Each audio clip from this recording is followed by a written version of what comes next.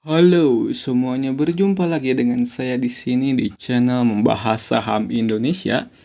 Dan kali ini saya akan membahas tentang IHSG dan Big Bang ya. Pokoknya top market cap terbesar di IHSG. Nah, pada siang tadi ada berita bahwa Pak Purbaya bilang waktunya serok bawah.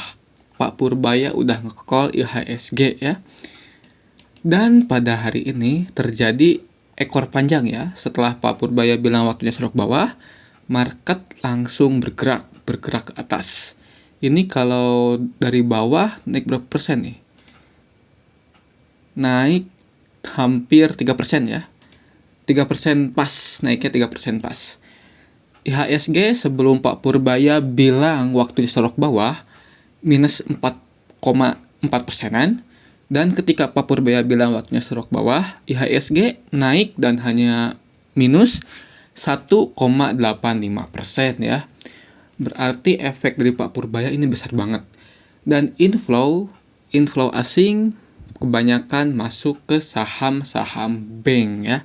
Terutama seperti BBCA. Apakah BBCA bakal rebound atau kembali nyungsep? Kita langsung cek ke chartnya ya. Cek ke chart. Nah, di sini di chart kalau kita lihat, nih saya bulet-buletin biar ngerti ya. Ini yang warna oranye-oranye ini adalah MA20 ya. Dan BBCA ini belum menembus MA20 nih, masih kejedot ya. Tembus, kejedot lagi ya. Dan pada April juga hampir tembus tapi kejedot lagi ya. Lalu pada bulan Februari juga tembus nih, cuma bikin palu ke bawah, lalu turun lagi. Nah, udah 3 kali percobaan BBCA menembus MA20 tapi selalu gagal. Kalau MA20-nya belum ketembusnya bukan dengan candle kayak gini nih. Sapnya dulu. Bukan dengan candle kayak gini, bukan. Jangan bikin candle kayak gini, bahaya dong. Harusnya bikin candle hijau besar. Di sini misalnya besok IHSG naik nih, bikin candle hijau besar di sini. Nah, ini misalnya body ya, body besar. Bukan kayak gini, bukan. Jangan sampai bikin kayak gini. Ini shadow ya, shadow kayak yang ini. Nah, jangan sampai bikin shadow. Harus bikin body atau bikin shadow ke bawah gini. Boleh kalau bikin shadow ke bawah. Nah, kalau bodinya udah besar gini, dikonfirmasi rebound ya. BBCA rebound. Tapi untuk sekarang belum rebound untuk BBCA ya. Jadi harus nunggu dulu konfirmasi. Dan dari asing pada hari ini juga udah mulai inflow ya. Dan baru pada hari ini ya. Nah, dikit. Cuma 1 biji ya hijaunya. Dan kebanyakan merah nih. Kebanyakan merah.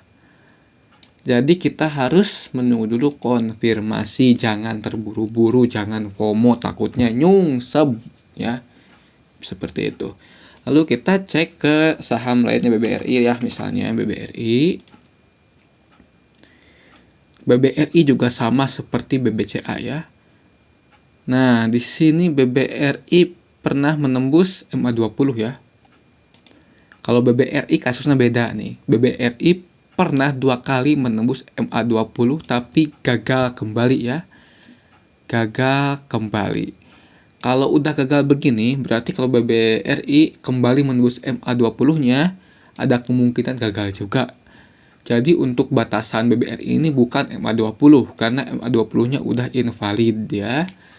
Jadi kalian bisa tarik garis dari sini. Nah, tarik garis dari sini. Nah, berarti BBCA bisa dikatakan rebound jika di atas 3.720 ya.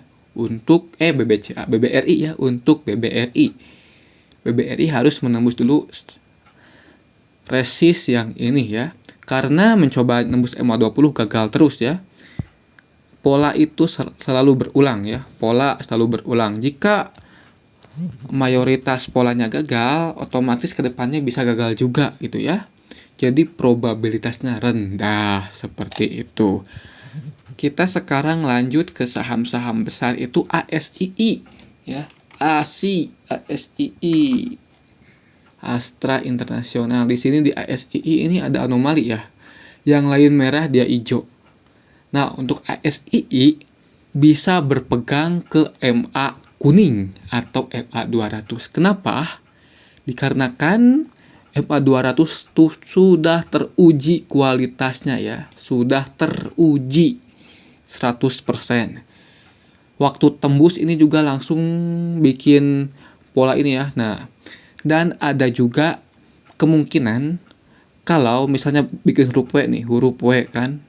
Nah, pas bikin huruf W, MA 200 ditolak sama MA 200-nya. Bisa turun ke MA yang pink atau MA 400 ya.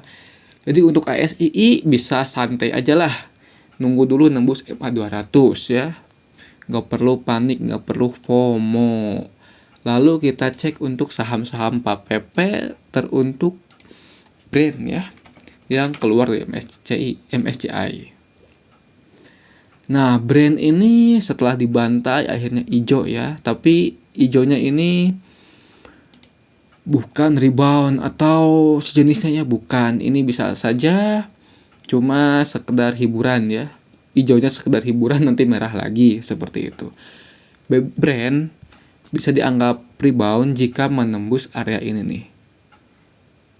Nah, jika menembus resist 4860 ya, baru bisa dianggap rebound. Kalau belum menembus area ini, ya ini cuma hiburan-hiburan doang, hijau-hijaunya gitu. Kita lanjut ke cuan.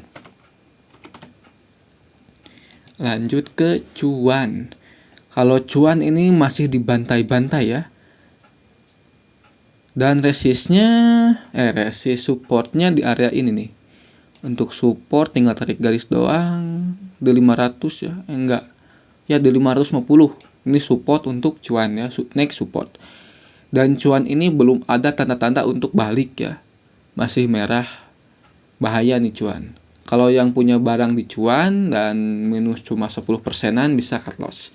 Kalau minusnya gede, yaitu tergantung Anda gitu. Apakah Anda sanggup menanggung lossnya atau tidak.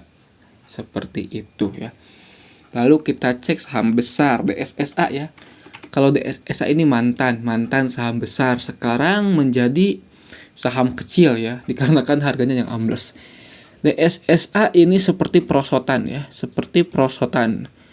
Ini ininya nih puncaknya di sini perosotan, dan di sini air, kolam renang di sini nih, kolam renang. Sini perosotannya. DSSA belum ada tanda-tanda untuk rebound, masih masif sell ya. Intinya saham-saham di IHSG belum menunjukkan tanda-tanda akan rebound ya. Belum ada konfirmasi seperti itu. Jadi harus ngapain ya? Harus sabar dong. Sabar menunggu. Meski Pak Purbaya udah nge-call IHSG ya, tapi belum ada konfirmasi dari indeks. Kalau belum ada konfirmasi, bisa turun lagi gitu ya. Jadi lebih baik sabar. Nggak perlu FOMO, hijau dikit FOMO masuk, nanti pas merah nyangkut nangis gitu ya. Jangan seperti itu.